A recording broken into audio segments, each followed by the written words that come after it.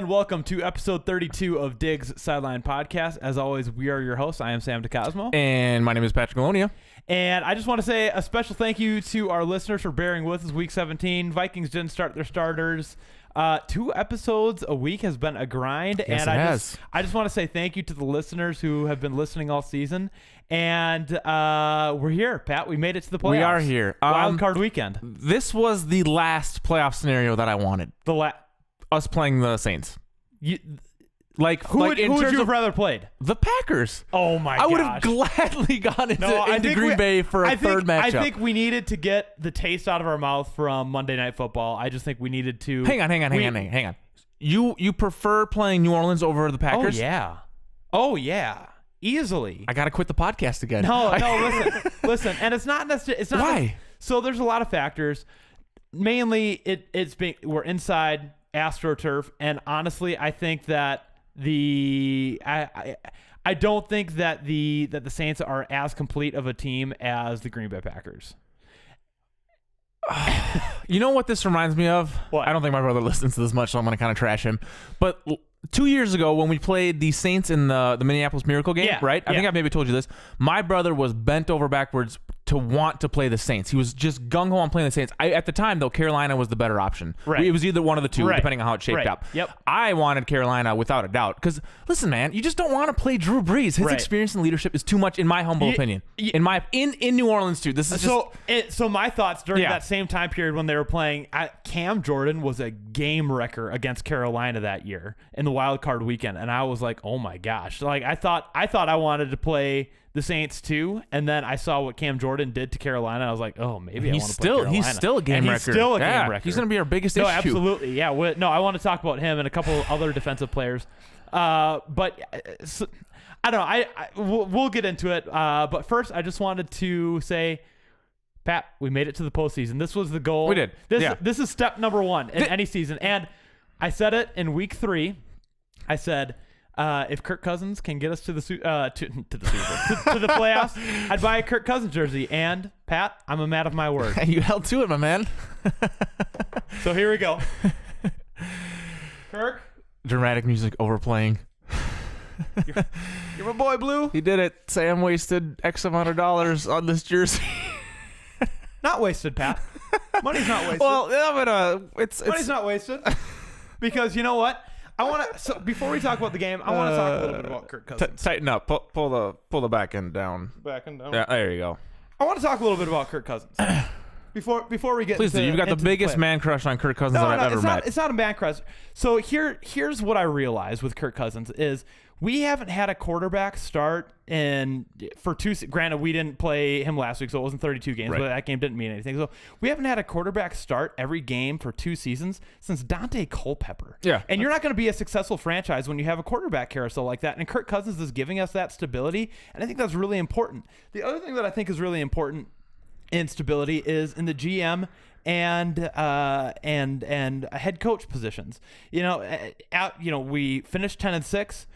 Very easily could have went 11-5 if we played our starters last week. We opted not to rest them. I think if we had played our starters for even just one for just one drive, we probably would have beat the Bears. We decided not to. I think that was a good choice, but we very well could have ended 11-5. So for the sake of argument, let's just say that. The Seattle Seahawks ended their season 11-5, and they had some crushing losses to division rivals such as the Rams and the Arizona Cardinals late in the season when they were trying to vie for the top of their division. But I've always said division rivals, I don't care what records are. Absolutely. But what I'm trying to get at is Vikings fans, a lot of them are saying we need to get rid of Zimmer, we need to get rid of Spielman. They have one maybe 2 playoff wins in their tenure here, and they're calling for time for a change.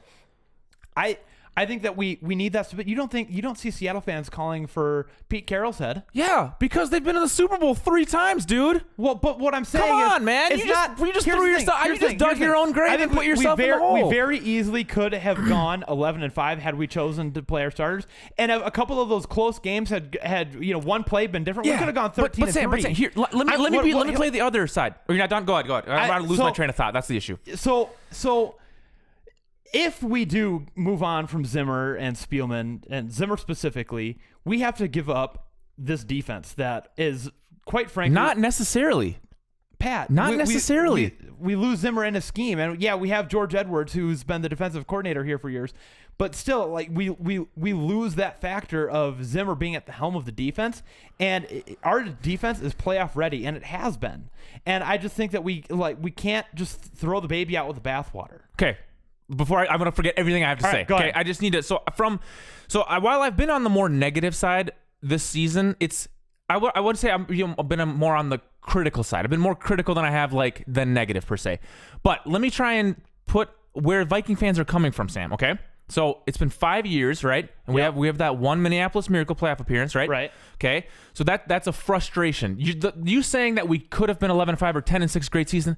Dude, that was expected, man. Look at our roster. Look at our roster. Yeah. Look at the Cowboys roster. It's expected. Yeah, okay. I'm not talking about the Cowboys. I'm a Vikings fan. Okay? Okay. That was expected. It's year 5. You know what I mean? And I know that this is the second year with the quarterback, right? Yeah. So here's where the frustration is. We're 1-4 against winning teams. I don't care about flipping the coin because we just didn't get it done when it mattered most. Okay? Sure. So that's just the frustration. That's where I'm coming from, okay? The other point. The defense has struggled. We've seen a regression, especially last year, into this year. Yes, playoff ready. You're gonna refer to the last 2 games against the Chargers. We saw a dip going into the Seattle game. Yes, I'll give you that. But there was a resurgence come the Chargers game, and you can say, "Oh, it was the Chargers." Sure. So but 2 games. I would argue that the defense during the Packers game was incredible, and the only reason they let up 2 touchdowns was because the offense couldn't stay on the field. Well, exactly. So I'm giving them credit for that. But I'm saying all of last year and literally up until the Chargers game, they have been poor. And again, I'm not saying it's Zimmer because Rhodes hasn't been playing well. It's been poor. I would say not as well as previous because years. Our expectations are extremely high. We're a top 5 defense for the last 4 or 5 years. Yep. You know what I mean? So completely agree Heaven forbid we fall down to 10 or 12. You know what I mean? Completely. But in there lies the fact of what Zimmer gives us. He gives us a top at the floor. It's a top 10 defense. At the height, it's the top defense in the league. 2 more things. Go ahead. I love Zimmer. I was so happy when we signed him back in the day, right? Ecstatic, right? Yeah. Here's another critique I have. Him and Kubiak, I'm going to maybe even put this more on Zimmer because I don't hear much from Kubiak, but Zimmer is stuck in the 90s. He is stuck in, you cannot disagree with me because listen, and I think Kubiak is this fresh new mind, right? This let's do rollouts, let's try and get things fun going. Sure. And he's kind of being patted down by Zimmer because he's so focused on, if Zimmer could run the ball every play of the game, the entire game. So you mean Zimmer's offensive-minded side of the brain is stuck in the 90s, not necessarily his defensive. No. The offensive side of things. And I think that hinders us a little bit. It does because when we're up in games and we should still be kind of being spontaneous and mixing things up instead of getting stuck in these 3 and outs and over and over again, he hinders us a little bit. You're right. And the games where the offense has been frustrating to watch, namely the Bears game and the Packers game, the Bears game, it has been the offense. The Chargers. All these games where we could have just buried teams. Yep. We're stacked. Absolutely. We're stacked. But you also need to remember that I don't necessarily think that that's Zimmer necessarily enforcing his will because you got to remember Kubiak's title is also assistant head coach. He's from the 90s too. So, but I think. But you just said he's trying to incorporate some fresh new things. I'm talking Kubiak. I'm sorry. Stefanski is. I'm saying Stefanski is the young new kid on the block. Right. Exactly. So I think Stefanski is more. This is more kind of his prove it year, and Kubiak's kind of there to be his guide rails. Yeah. And I think once we let Stefanski take his training wheels off, we'll see a little bit more of that type of thing. But right now, this is Stefanski's Well, and by the way, first Stefanski's gone after this. He's going to get hired. I'll put money on it right now. $10. Not as a head coach. Yeah. He's not getting talked about as a head coach. $10 right now. Shake my hand. $10. $10. Yeah. If you don't mind me asking, what team do you think? I don't know what team, but he's not on the Vikings next year. Okay. We lose every offensive coordinator because we're stacked on offense and we've got glimmer of beautifulness and explosiveness. So, but wait. If he leaves, do we bring Pat Shurmur back? I could see that for sure because he's done. Yeah. I got one more thing, and I saved this one for the very end. Send it. Okay? Send it. And I know you're going to disagree with me, which just blows my mind. I lay awake at night wondering how the heck you don't see this, okay? Dude, Kirk Cousins, okay? This guy, number 8. He's above average quarterback. He's an above average quarterback. I'm not going to put him in top 10. Yep. Maybe not top 8. I won't put him in top 8, okay? He can get the job. He can thread the needle when he needs to. Okay, so there's 2 things on him. Again, I have a really hard time when I don't have things written down. I'm just running all over. So 2 things. Leadership in my humble opinion, leadership and confidence. I'm going to pair those two. Okay. And him needing to have a scripted game plan. Okay. Okay. So here's how Kirk Cousins functions. He needs all the stars to be aligned, right? And we generally do better on like the first couple drives, or the first drive or the second into the second half there, because it's a scripted drive. This is what we're gonna do. This is how things are gonna go. But then heaven forbid that we get the ball on the 7-yard line after a turnover, and I'm not gonna put that all on Kirk Cousins because we ran the ball 2 times on that drive against the Packers. So I'm kind of contradicting myself. But I'm saying he generally speaking, I feel like he needs a more scripted. This is how things are gonna go. He needs to see it in his head. You know what I mean? Yeah.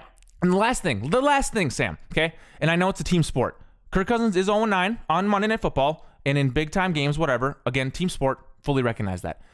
But players in the league know that stuff, and they are not scared of Kirk Cousins. No one wakes up. Saints aren't waking up in the morning just losing sleep over this game. They're just not. They know Kirk Cousins has his flaws, and he tends to get into this fetal position when Cam Jordan's going to be running at him. You're going to see Kirk Cousins go to freaking CJ Ham. Okay, all right. So I'm just Your gonna. turn, yes. So let me just respond to a couple of things. So the leadership and that's fine. This is a good podcast. Yeah, this is a good episode. The leadership and. Yeah. Okay. So I think that there's different styles of leadership. 100%. I agree. Absolutely. And you don't necessarily need to be the hard charger on the side. You never see Aaron Rodgers riling dudes up on the sideline. He does that with his play, but yeah. He does that with his play. And I think that's Kirk Cousins' similar style of leadership. Now, granted, we haven't seen the same level of production from the play, but I think that's his leadership style. In terms of the scripted game plan, I disagree with you. I think where Kirk gets into his head a little bit is when the offensive line doesn't hold up their end of the deal. So he needs everything to be perfect. He doesn't need everything to be perfect. He just needs like 3 seconds in the pocket. He just needs a little bit of time or a designed rollout. So, but here's where we're going to bring up Keenum. Keenum didn't have a great offensive line, and guess what? That guy moved in the pocket. Yeah, he got around well. And again, I'm not comparing players because that's just not. So now we're just talking about quarterback mobility, which is. I mean, we can go off on a whole rant of every little thing that we can. You know what I mean? I can counter you. You can counter me. This and that. My main point. This is where I'm just going to end it all. This is where my frustration comes from. I'm just saying. Kirk Cousins, this is what he needs to do when we play the Saints. Listen, I've got a renewed hope. I can't help myself, right? I'm gonna go into that game pumped up, excited. We're gonna win the game. We got to win the game, right? There's hope. Okay, we'll get into that too. We'll talk about the game here in a second. But what I need Kirk Cousins to do, and you know what? Let me quick go on this too. If we win that coin toss, let's receive the ball. I want to receive the ball. I want Kirk Cousins to go down that field, dominate, put up 7 points, and give hope into the whole team. The whole team needs to go into it. And the defense will come in there and do the same thing. They'll stop them on the first drive, and we need that momentum. We need to have that first drive. So I totally get where you're coming from. I do think that the Saints as a team now getting into the game specifically. Yeah, sure. Let's just get into it. I think that the Saints as a team, they live and breathe by their offense. Sean Payton is to that team's offense what Mike Zimmer is to our defense. He's their creative mind. He draws up their plays. He figures out something to do with Taysom Hill, where he can line him up wherever he wants. So their heartbeat is through their offense. So I think we need to drive a dagger through that heart right away. I think our defense is the strength of our team right now, obviously. And if we can get a turnover, and so that's where the game is going to be won and lost, when our defense is on the field and when their offense is on the field. And I want to talk about their offense for just a little bit. So in preparation for this, I wanted to go back to a game where the New Orleans Saints were successful, but where they also lost, because I wanted to see what that other team was doing right. And quite frankly, I don't have time to watch all the New Orleans Saints games from the past season. So the game I picked was from week 14. Is the San Francisco 49ers versus the New Orleans Saints. San Francisco won 48-46. And it was a back and forth game. That's a good game. It was a very good game. The Saints got up early, and the 49ers were able to claw their way back. But the one thing I noticed was that Drew Brees. The thing I noticed immediately was that Drew Brees gets the ball out very, very fast. A lot, kind of like what we saw Aaron Rodgers doing against us on Monday Night Football. And it was all slants to Michael Thomas. Yes. Slants to Michael Thomas. Don't fix what's not broke. Don't fix it. So you're right. Don't fix what's not broken. And we need to find a way to break it. You know what I mean? That's very easier said than done. Because this is Drew Brees. I know you don't say he's a top 10 quarterback anymore. Well, I still think his leadership and his experience weighs so much more than his age. I recognize that his deep ball isn't as great anymore, but yeah. Well, and so that's the other thing that I wanted to talk about is I could count on one hand the amount of times he threw the ball more than 15 yards downfield. In that San Francisco game? In the San Francisco game. And there was another game, I think it was the week after, where he went like 29 for 30 and everybody made a big deal about him almost going, I'm not going to get into that, but yeah. But again, I watched all those passes and there was like 1 or 2 of them that was downfield. And there were a lot of screens, there were a lot of slant routes, but there wasn't anything super far down the field. But the consistent theme was that he gets the ball out quick. And even when the ball goes far downfield, it's still leaving his hands very, very quickly, in that he just rips it and hopes his receiver can win off the line. And if it's incomplete, it's incomplete. Whatever. Right. So Drew Brees gets the ball out fast.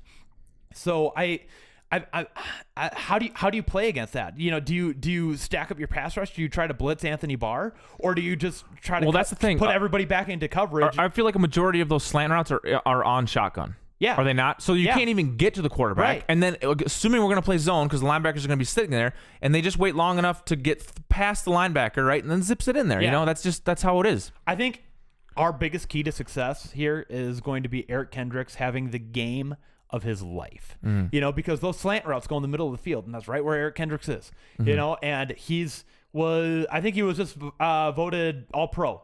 Yeah. And that's done by his peers, not by fan voting or anything like that. Right. So he has like 13 pass breakups this year, which is like ridiculous amongst middle linebackers.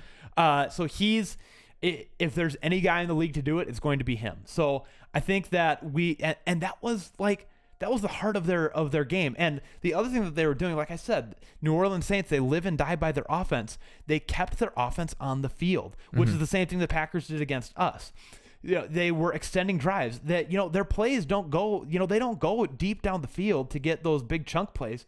They just chip away. They chip away at the clock. They let it get to third down and then they barely move the sticks. They let it get to third down and they barely move the sticks. And what that does is that wears your defense down, and it time of possession. You can't score if you don't have the ball, right? So that's their game plan, and that's exactly what they're going to do. And Zimmer, I don't know how to combat that. I hope Zimmer does. That's why he's getting paid the big bucks. If I were in his ear, which I do believe that he listens to Dig Sideline podcast, he does. It seems like they've been doing everything. He sent me a text yesterday morning criticizing me. I think that we can't just give up on the pass rush. We have to still put that pressure on Drew, because what happens when the offensive line doesn't show up for a play or whatever, and we break through, because that happened quite a bit against San Francisco. They were able to get to him a few times. Granted, San Francisco has a stacked D line. Right. They're extremely well versed there. Right. Now they weren't able to sack him, but they were able to get pressure on him and make him either just throw the ball away or, throw the ball earlier than he wanted to, and it was at the receiver's feet. So we have to be able to get pressure on him. And I think, and we've been saying it all year, I want to see Anthony Barr in on that pass rush, because he is a big dude. He can get his arms up. He can break up a pass. He's big and strong. He can get by. He can it's tough. stunt. It's tough because you send Barr on a blitz and you don't think Drew Brees is ready for that. He knows it's coming. Yeah, he's gonna get out right away. Yeah, I totally agree. That's what you get with Drew Brees. But you can't just give up on the pass rush. Right? No. Of course not. Yeah. Of course not. So we just talked about Drew Brees passing the ball. I want to talk about the receiving core, and I don't want to make them a paper tiger, because they're definitely not. They have talent, but I gotta say, Michael Thomas had 15 targets, and the next highest targeted person was Ted Ginn, and Alvin Kamara both had 6 targets. Have you ever seen YouTube videos on Michael Thomas's, like, at the line, his movements and ability to get away? Phenomenal. Insane. I'm talking about insane. He's a phenomenal receiver, but I think he's their main piece. He's their nuke. That's like saying Dalvin Cook is our nuke. Because you stop Dalvin Cook, the game's done. I don't know about all that, but let me talk about. Let me just finish my train of thought here. So I think that, and Michael Thomas, he's running those slant routes. He's running those 3rd and 8s, and whether it's a curl route or a slant route, just something quick to move the chains. He's the one catching those balls. Jared Cook was dangerous in that game. He had 2 receptions for 2 touchdowns, and he, on his second touchdown catch, he got knocked out of the game with a concussion. Ted Ginn, speedy guy. Traquan Smith, he's got good hands, and their running backs can catch it out of the backfield too. But Michael Thomas is far and away their go-to guy. He broke the single season reception record Marvin this year, Harrison, yep. Which again, I think Drew Brees is a great quarterback, but I think Michael Thomas was padding his stats a little bit. Sure, but you could go both ways. Sure. Can you not say that you need an accurate throw? I know you're saying that. I know you're saying slant routes are just and then cut to the left, and there's going to be a guy draped mine. You just catch it, and that's as easy as that is. But Laquan Treadwell can't catch a freaking slant. Well, and I think there's a lot of factors that go into catching that still. So that was part of our problem against Green Bay was we only have 2 big coverage guys, that Xavier Rhodes and Trey Waynes. Trey Waynes is not big. He's big. He's bigger than Mike Hughes. Okay. He's bigger than Mackenzie I'll Alexander. say he's I'm going to say Hill. he's medium size. I'm going to say Rhodes is big. Rhodes is big. Okay. Yeah. So we have that. Sure. We have one big guy. Curse, I guess, but he's in the slot a little bit. And, and he plays safety. So but what I'm saying is you need those big guys with those long arms to get in there and break up those slant routes, and that's something we're lacking. So we're going to have to scheme our way to victory here. Well, because here's the thing, dude.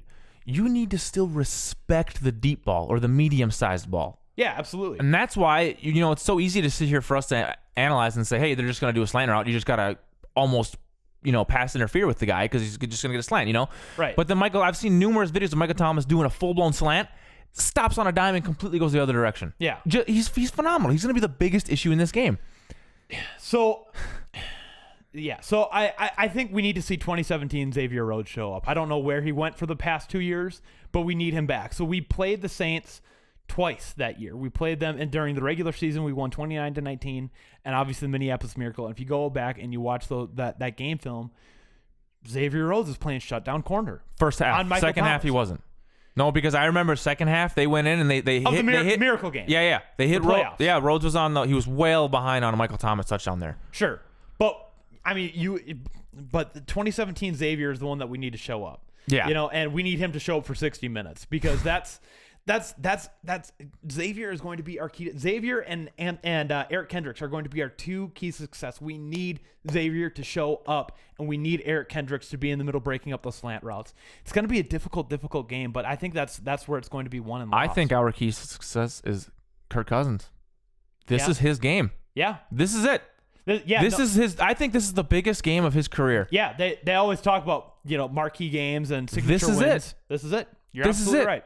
And you are absolutely and while right. I know I need things perfect in my life for things to go well, and I know he does, but the coaches need to have a game plan for him, and it cannot just be I don't know. I'm at a loss for words for how to orchestrate a perfect Kirk Cousins game. So and it all starts with the run game. If we can't get that run game going, God help us all. Completely agree. Dalvin Cook did come out today and say that he is full strength, 100%. He's good to go. He's good to go. I don't know what we need to do. If we need more jumbo packages, we need another lineman. Then that we got to get that run game going. That was really interesting when we were playing the Seahawks and they were playing 6 offensive linemen basically and the whole game. They're not going to do that. But that's a really interesting concept to me because sure, we take away an eligible receiver that is like a big tight end. Yeah, we take one of those guys away off the field, but so what? The other 4 guys can catch the ball. They're all of our pass catchers are legitimate threats, to include Dalvin Cook, BC Johnson, all those guys. So I think you're right. And I want to talk about what the San Francisco 49ers did on offense that worked really well. It was the deep ball. They had a lot of deep balls. They had a lot of deep balls in that game. So by the time they scored their 3rd touchdown, they had only run 13 plays, and 3 of them were touchdowns, and they were all deep passes. There's our answer. Yeah. We need to take some shots. Yeah, absolutely. And we know Stephon Diggs for sure, and Adam Thielen can get the job done. And I'll say it. I mean, they have Marcus Williams and or was it PJ Williams? That Williams and Lattimore. They're their 2 guys. Yeah. But they have Eli Apple in there. Apple, he's struggling. He's struggling. Yeah, and Jimmy Garoppolo was targeting Apple. It didn't matter what receiver it was. He was targeting Eli Apple, and he was seeing a lot of success. Right. So there are holes in their game. Now their pass rush is incredible. They Cam have Cam Jordan. And who's that other guy that they have? Mario Smith. DeMario. No, not Smith. Will Smith might be gone now. I'm not sure. Yeah, it was Demario Davis or something like that.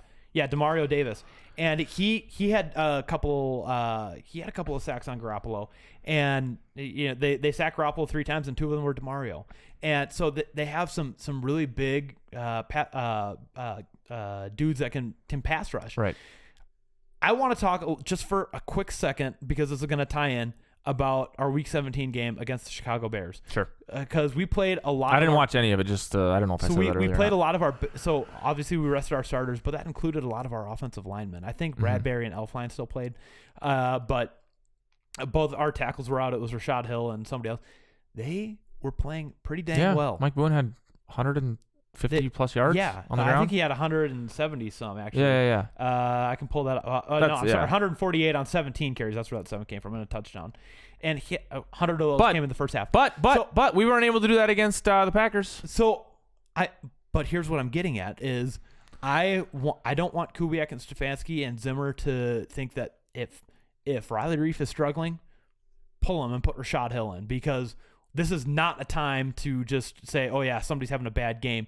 If somebody's having a bad game, you need to pull him out because it's do or die. You're saying pull them?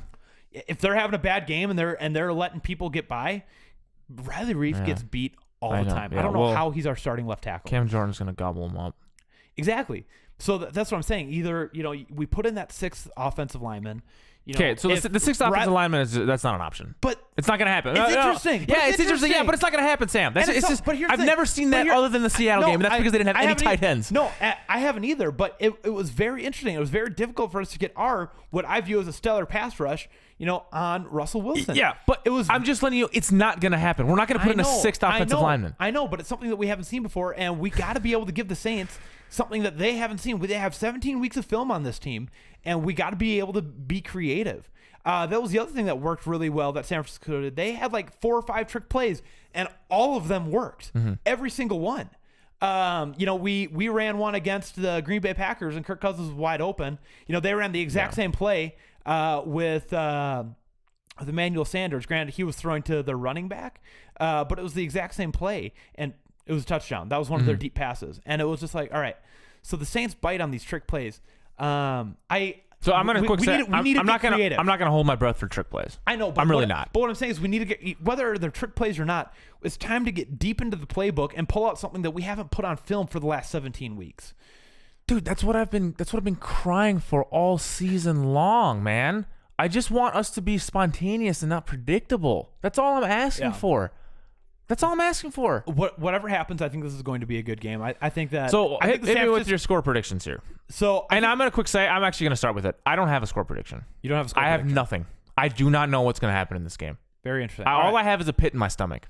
So I will say this. I think the San Francisco 49ers did a good job of showing that they're vulnerable to the deep ball. So I think this is going to be an exciting game, whether or not it is a blowout. It's playoff football. It's playoff football. It's going to be exciting. That's why I don't have a score prediction. Noon on Sunday. Yep. Kirk Cousins. I'm going to go to church. That's Kirk Cousins prime time. Go a little early, and I'm going to pray. So no. And I do want to quick say, I know I was super down in the dumps, 2 weeks ago. I was just frustrated. But come Sunday morning, I'm going to have that pit in my stomach, and I'm going to be geared up and ready to go. Because anything can happen. This is football. Anything can happen. Any given Sunday, anything can happen. So, and I think Vegas is telling us that anything can happen. So the score, the point spread is New Orleans by 7.5. That's quite a bit. That's a big, yeah. And that's what I envision. Yeah. Now I will say that point spread shift based on how people are betting. So if a lot of people are putting money on the Saints, then they're gonna move that money line up so that people are more inclined to bet on the Vikings covering the spread. Mm-hmm. So I will say that might play a little bit of effect, but their money line right now is 7.5. Mm-hmm. The over-under on the total score of the game is 49.5, which is relatively high, for an NFL game. So I mean, they're thinking that there's going to be at least 50 points scored. Mm-hmm. So it's going to be you got a prediction?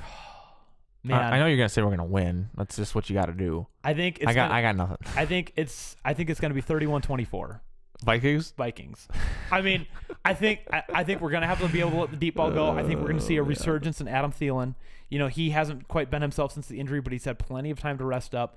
I think we're gonna see a lot of coverage on Diggs, and Thielen is gonna get open, and then they're gonna have to shift their coverage over, and then Diggs will get fed. And I think Dalvin Cook is gonna have a day. I think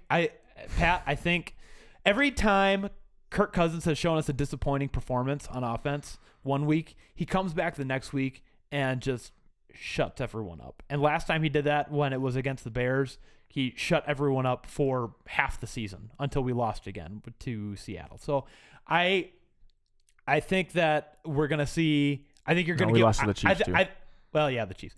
I think you're gonna get what you want out of Kirk Cousins this week. I really do. I think that the New Orleans Saints, like I said, Drew Brees. I know I've said it before that Drew Brees isn't a great quarterback. Drew Brees is a fantastic quarterback, definitely a Hall of Famer. Absolutely. I still think that Teddy is probably the better quarterback just because he gives you that added threat of mobility and being able to run the ball. I think Drew Brees might be a little bit more predictable with what he's going to do. But that doesn't – he's still an incredible passer, and he's going to be a threat, and I think he's going to get the better of our defense for the first half of the game. And then I think Zimmer's going to make some adjustments. They might get another touchdown and a field goal. I think they get 14 points in the first half, and I think they get 10 points in the second half. I'm glad you got that all scripted out. I have nothing. My mind is blank. From that coin toss, all I want is to win the coin toss, and I want us to receive. And I want us to score on that first drive. That's not going to happen. No, because we need to set the tone in this game. We need to score on that first drive. That is the only thing I'm asking for. But again, our team identity is through our defense, so setting the tone means shutting their offense down. I don't care about the defense crap. I'm saying Kirk Cousins needs to show people that he can fucking play. He needs to show up and play. Every big game he struggles, Sam. It's a fact. They're not losing sleep over Kirk Cousins. They know this guy's vulnerable. Yeah.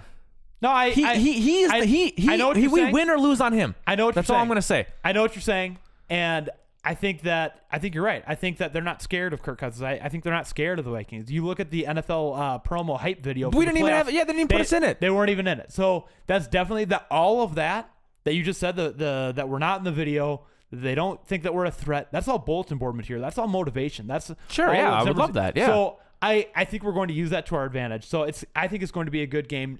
Noon on Sunday is probably the best time slot we could have got. So yeah, I think that no matter what, it's going to be a good game, and it's going to be a good weekend of football. Playoff football is just the next level. Right. Players just find a new gear come the postseason, and it's and I don't work exciting. this weekend. Thank God. All right, so join us next time on Dig Sideline Podcast. We'll be reviewing the game, and we'll all be holding our breath until then. I don't know what's going to happen, Sam. Skol Vikings. See you next week.